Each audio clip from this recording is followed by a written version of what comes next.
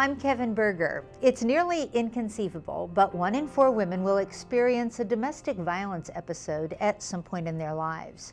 Cornerstone recognizes that each person who experiences domestic abuse is unique. They've taken on the responsibility to support and encourage individuals as each begins the journey to a better life, free from violence and abuse. Susan Nice is the Executive Director of Cornerstone, and she joins us for this segment of Newsmakers. Welcome, Susan. Thank you. It's delightful to be here. You've been engaged in this work for almost 30 years. So that kind of makes you a real pioneer. Or a grandmother. Maybe both. Maybe both. So how have you seen this field and how both abusers and victims are regarded? How has that changed in that time? Well, I think early on the response was one of responding to crisis, making sure there was a safe place for victims to go, making sure that there were laws in place so that perpetrators had consequences for their behavior. It was very much a public safety model in the beginning, and I think over time, as laws changed and more shelters were built and things of that nature, we began to look at a broader perspective of what were the causes, what could we do to prevent violence, how did it affect children. So it's become a more a broader field, a more inclusive, a more holistic endeavor. And how's the work that you do changing as a result of some of these trends?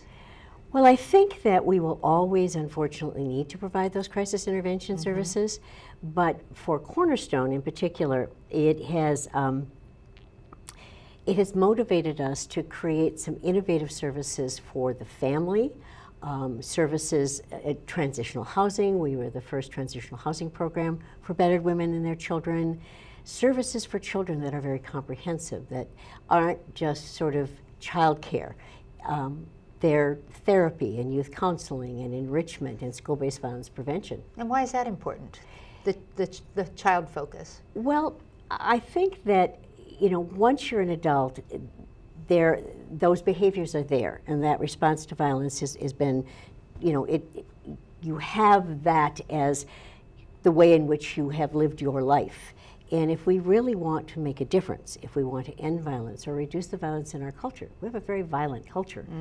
We have to start with children. We have to teach them ways to deal with stress. We need to teach them that the violence in their family is not their fault. Cornerstone, I know, relies on the efforts and passion of your volunteers. What do volunteers do for Cornerstone? Our volunteers do so many things for Cornerstone. They serve as advocates. We have volunteers that answer the crisis line up in the shelter. We have volunteers that follow up with our clients after they've used our services to see how they're doing and what else can we do for them. They do clerical support.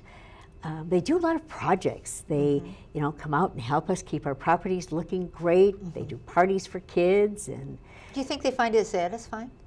I think they do. They stay for a really long time.